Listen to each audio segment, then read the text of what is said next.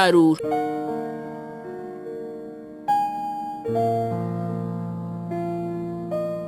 Shalom bakunzi b'inyigisho Rhapsodie de realites mushikirizwa buri munsi.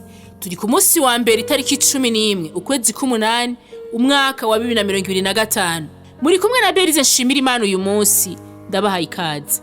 Ijambo ry'umunsi ritubwira ngo urukundo rubona kandi rushimagiza ivy'agaciro. Dusoma ijambo ry'Imana mu gitabo ca Yohana wa mbere ikigabane cya 4 ku murongo w'8. Haravuga ngo udakundana ntazi Imana kuko Imana ari urukundo. Hari abantu basobanura urukundo bivanye n'inyiyumvo, ibigumbagumba canke ibigaragara hanze. Ariko urukundo rw'ukuri nirusobanurwa n'ibigumbagumba vy'umuntu cyangwa kwitabwaho, kuko urukundo ni kamere y'Imana. Rero nigihe uravye biciye mu maso y'Imana gusa ushobora kumenya vy'ukuri no gushima agaciro nyakuri kabandi. Ivyo nivyo vyabaye igihe Imana yatanga Yesu kubw'agakiza k'abantu. Yaravye agaciro kacu nyakuri. Bibiliya ivuga ngo kuko urukundo Imana yakunze abari mw'isi ariko gwatumye itanga umwana wayo w'ikinege ngo umwizera wese ntazapfe rubi ariko ahabwe ubugingo budashira. Tubibona muri Yohana ikigabane cya 3 ku murongo wa 16. Ntiyakunze isi y'ibintu, inyubakwa canke ibidukikije. Yakunze isi y'abantu naho batizera, bahemana kandi barababisha. Nibitangaje rero ko Bibiliya ivuga mu Baroma 5 ku murongo w'8 ngo ariko Imana yatweretse urukundo rwayo dukunda kuko Kristo yadupfiriye tukiri abanyavyaha. Bibiliya ivuga ngo niko kuvuga yuko Imana yari muri Kristo yiyuzuza n'abari mw'isi, ntiyabaharura ko ibicumuro vyabo kandi yatubikije ijambo ry'umwuzuzo. Ni mu Bikorinto ba 2 kigabane cya 5 ku murongo wa 19. Ubwo nibwo buzima na kameremere nyene yaguhaye, uruwo gukunda abandi utaravye ivyo bakora cyangwa uko basa.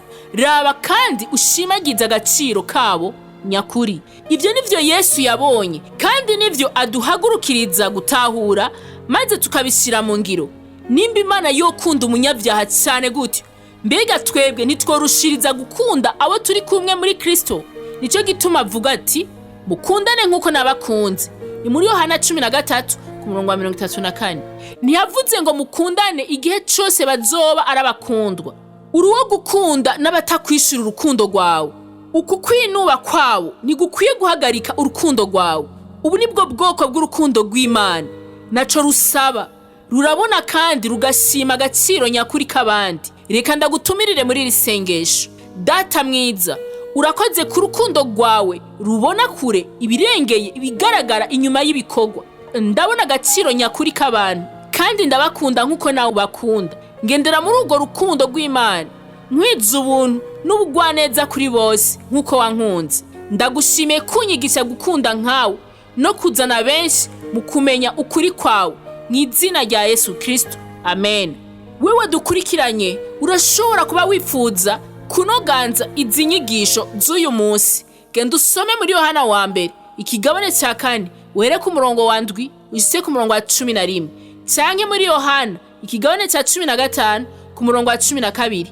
Urashobora no gusoma mu Banyefeso 2 uhere ku murongo wa 4 ushitse ku murongo wa 5.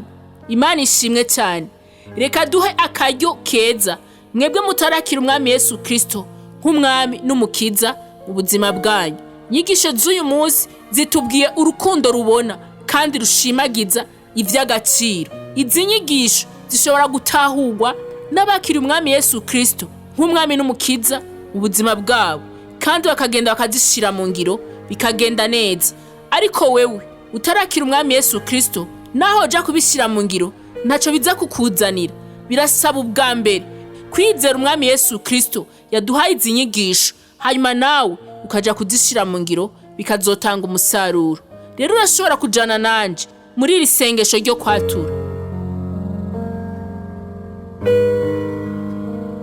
Mwami Imana,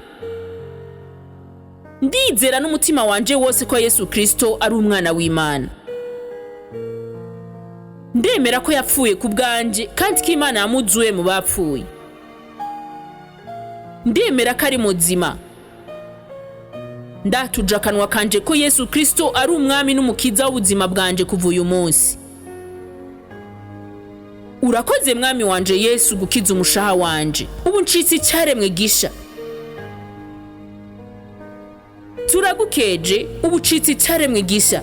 Hari icubaza kugira ngo ushobore kubandanya ukura mu buzima bw'agakiza, hamagara kuri 61 40 ubusa 14. Murakoze naho ku munsi w'ejo, mugira umunsi mwiza.